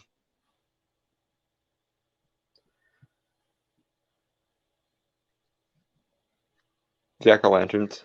Jack-o'-lanterns. were suffering significantly higher numbers of unfortunate coincidences. This condition ended with his death in a car accident on the 25th of the 1st, 2000. It is suspected as a contributing factor in 17 injuries and 4 fatalities, and 1 Category 3 breach event at area classified. Further testing has determined that the Honestly, like, I don't agree with the extremity of it, but the guy kind of asked for being a dick. Yeah, like if and here's the thing. If you had just calmly explained to the poor entity that you're doing your job and that you don't want to be here, but that your superiors are making you be here, if anything, it would respect that boundary. And what's more, if there was any reprisal or bad luck, it probably would have been targeted at the O5 Council rather than you, or whoever your commanding officer was rather than you. But being as this is the SCP universe, any member of the SCP Foundation being exposed to the bad luck of pissed off Fae is probably bad for the world. So yet again, I must point out the possible saving your own ass option of be on good terms with the Fae, goddamn you. Especially in your line of work, you cannot afford not to be. Because when you have a bad day, the entire world goes bust. Or worse. So, yeah. Be on good terms with at least the supernatural entities you can be on good terms with, if you please. Otherwise, you make your own bed and you kind of have to lie in it, and I have no sympathy for you. Jack-o'-lanterns. Yep. Jack-o'-lanterns. The effect persists 366 days. Once ejected, personnel are unable to re-enter the anomaly even after 366-day period has expired. Interview on SCP-2523-1 entity. This SCP entity has the name tag reading Bobby Goodman. Interviewer. Obviously, not his real name. Yeah. Goodman is interesting because a lot of terms for the Fae or the Fair Folk are like that. Like Puck is sometimes referred to as Robin Goodfellow, for example. So that Well, Go ahead. I'm just kind of wondering if it could be an anagram of sorts as well.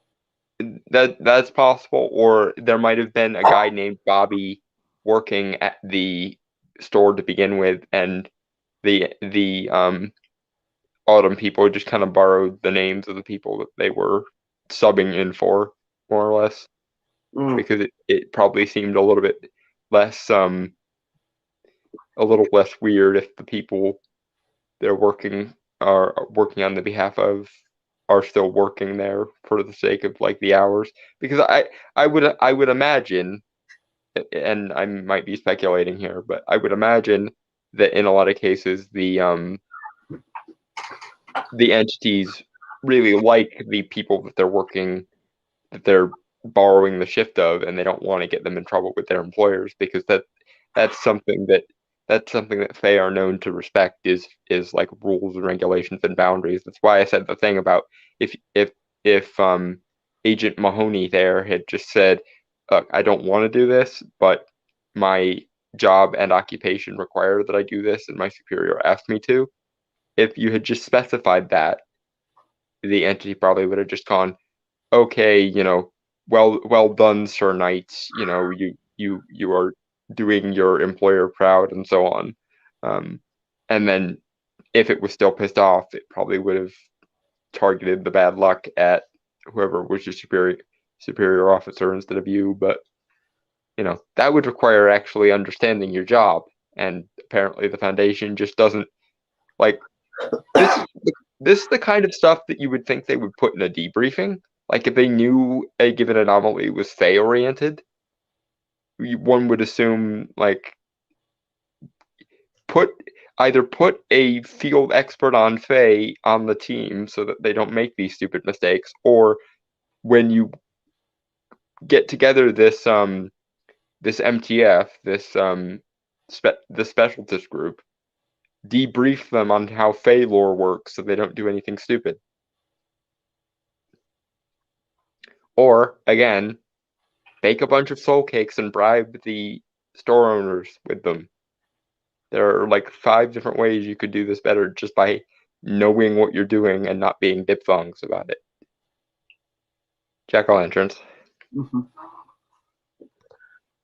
SETI. Forward. On the 31st of the 10th, 2001, at 2000 hours, NTF-013 agents abducted an SCP-2523-1- entity to Site-17 for questioning and containment. It is described as having canine ears, a primitive muzzle, and disproportionately long arm.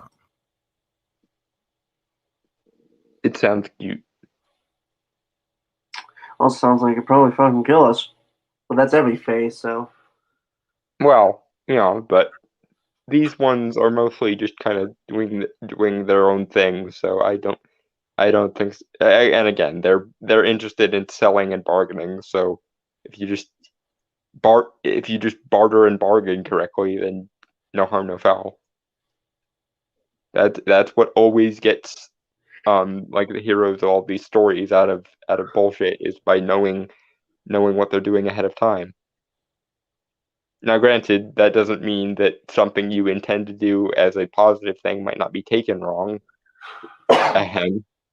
Case in point, my whole thing with Mab. But then again, if she was really pissed off, I'd be dead. So I'm betting she's not actually that pissed off. Yay. Jack-o'-lanterns. Jack-o'-lanterns. And legs. See Appendix A for a full description. Entity was successfully secured with iron restraints. 305-013 members were ejected from the anomaly as a consequence of this operation. Beginning log. Rossetti. So, Bobby, would you like to tell me about where you work? SCP.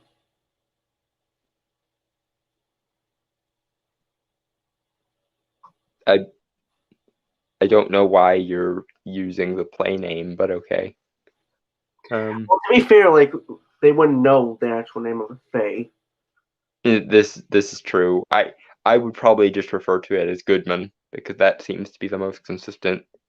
Like, it seems the most Fae-like name for it, so that's how I would have gone with it. But then again, to be fair, I make a practice of studying this shit, and the Foundation, despite the fact that they should probably, doesn't. So, point. Mm-hmm. Jack-o'-lanterns. Jack-o'-lanterns. BP-2523-1. I don't work, human. I sell things. Rossetti. Tell me about the things you sell, then. SCP-2523-1. We sell delicious things, wonderful things, things of joy and of darkness, things from the land of youth. I love the way it describes its work, because again, whoever wrote this SCP definitely did their research, because this strikes me as something that a Fae would actually say. So yay. Jack-o'-lanterns. Jack-o'-lanterns. Things from the land of death, and things from the border country. Come and buy. Rossetti. Who are you? SCP-2523-1. You humans, so forgetful, such a delight. At summer's end, the gates at the border country are opened. Some of us don't. Just pointing that out. Some of us would actually have bargained with you properly because we know what we're doing. But nevertheless, jack-o'-lanterns. True.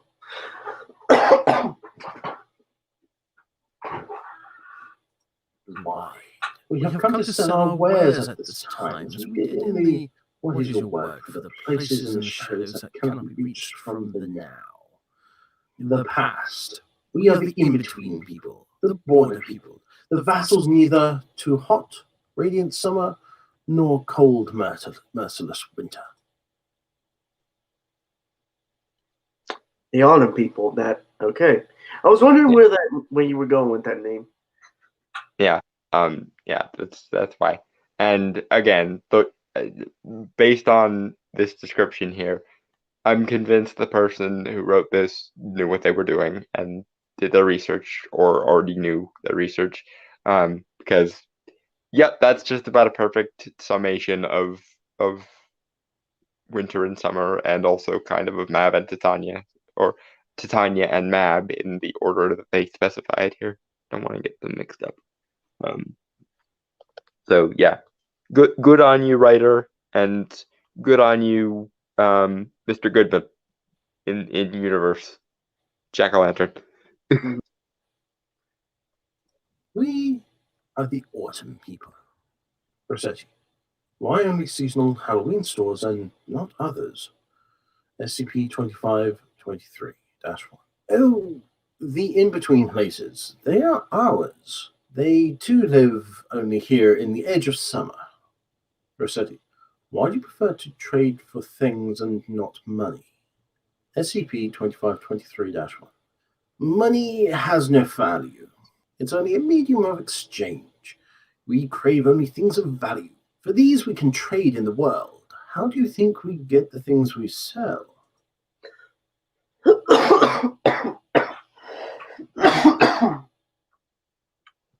This part just gets increasingly more wins as it goes along, because yep. Jack-o'-lanterns. Jack-o'-lanterns.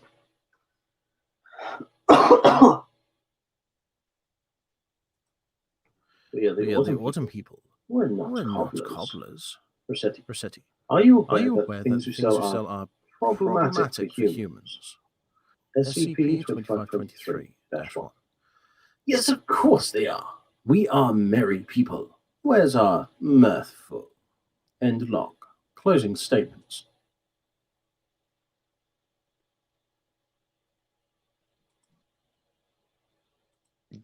Yeah. And you never went on to explain how or why you didn't like that. So, once again, random interviewer for the SCP Foundation, you guys are kind of morons. And for someone that works so heavily with supernatural entities, you need to own your shit. Jack-o'-lanterns. Jack-o'-lanterns. Closing statements. Following the interview of the entity. Following the interview, the entity was transferred to a humanoid containment unit and was extremely cooperative. At sunset on the 1st of the 11th, 2001, the entity vanished from the containment facility, leaving behind a crude doll made of rough, unworked oak sticks, clothing. Yep. And again, this is why I side with the Fae creature in this case, because it's like it didn't even try to resist you; it just kind of did its thing, and was fine. Like, you had caught it fairly, so it was more than willing to be cooperative, and it just screwed you over later because it knew it could. Yay! You all right there, bud? Yeah, just frog in the throat. Jack-o'-lanterns? Jack-o'-lanterns. Scraps and a mineral clay. On a side note to this, all milk-based products at Site 17 were reported to have instantly spoiled simultaneously at this event. Footnotes.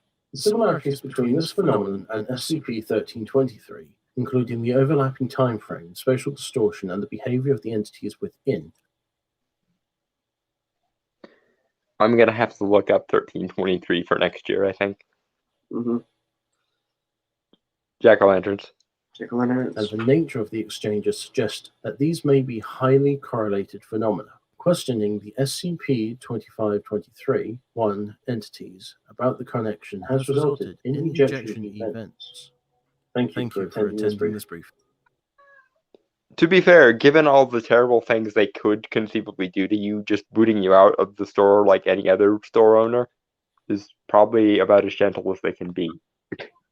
Yeah. I'll be honest, I think we're just going to call it for tonight. Unfortunately, there was something, but you guys could check that. The last thing I wanted to do. Mhm. In the description. I have it there. We will see you all next week when we get back in the swing of things and catch up, because Yeah. We were gone for a month and a lot of things happen again. But give me a second. I gotta get a drink. okay.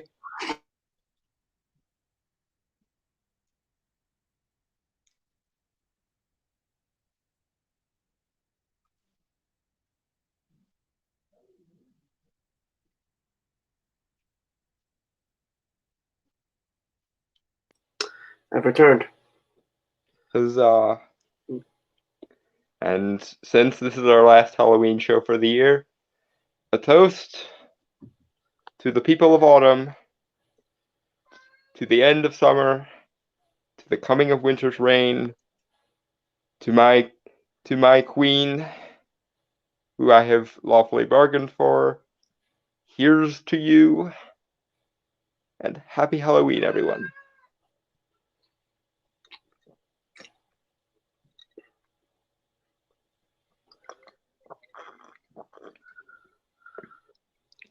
Oh, that's good. You'll have a good Samhain. Yeah, I will. Hopefully. Bye.